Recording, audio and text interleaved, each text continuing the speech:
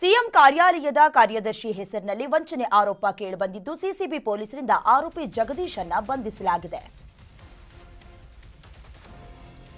CM ಕಾರ್ಯಾಲಯದ ಕಾರ್ಯದರ್ಶಿ ಹೆಸರಿನಲ್ಲಿ ವಂಚನೆ ಆರೋಪ ಕೇಳಿಬರ್ತಾ ಇದೆ.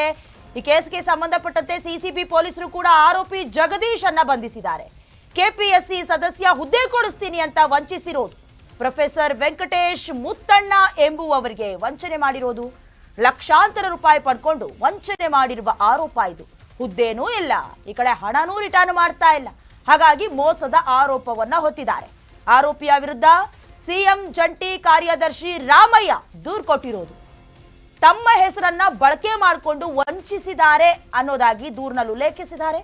ಸಿಸಿಬಿ ಪೊಲೀಸರಿಂದ ಆರೋಪಿಯನ್ನ ಬಂಧಿಸಿ ಹೆಚ್ಚಿನ ವಿಚಾರಣೆ ನಡೀತಾ ಇದೆ. ಮೋಸ ಹೋಗೋವರೆಗೂ ಮೋಸ ಮಾಡೋರು ಇದ್ದೇ ಇರ್ತಾರೆ. ಅಂದ್ರೆ ಗೌರ್ನಮೆಂಟ್ ಕೆಲಸ ಅಂದ್ರೆ ಏನ್ ಆಸೆ ನೋಡಿ, ಹಣ ಕೊಡೋದಕ್ಕೂ ರೆಡಿ, ಲಕ್ಷಾಂತರ ರೂಪಾಯಿ ಅಲ್ಲ ಕೋಟ್ಯಾಂತರ ರೂಪಾಯಿ ಕೊಡ್ತಾರೆ.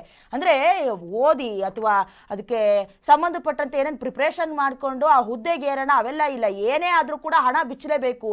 ಸರ್ಕಾರವು ಹಣ ಕೇಳುತ್ತೇ ಇಲ್ವೋ ಗೊತ್ತಿಲ್ಲ, ಅಥವಾ ಇಷ್ಟೊಂದು ಜಾಣ ಬುದ್ಧಿವಂತರು ಇರ್ತಾರಲ್ಲ, ಅಥವಾ ಏನು ಪೆದ್ರ ದಡ್ರ ಏನು ಅರ್ಥ ಆಗೋದಿಲ್ಲ. ಪ್ರೊಫೆಸರ್ ವೆಂಕಟೇಶ್ ಮುತ್ತಣ್ಣ ಅನ್ನುವರು ಕೆಪಿಎಸ್ಸಿ ಸದಸ್ಯ ಹುದ್ದೆ ಕೊಡಿಸ್ತೀನಿ ಅನ್ನೋದಾಗಿ ಜಗದೀಶ್ ಅವರು ಯಾಮಾರಿಸಿದ್ದಾರೆ. ಮಕ್ಮಲ್ ಟೋಪಿ ಹಾಕಿ ಹೋಗಿದ್ದಾರೆ.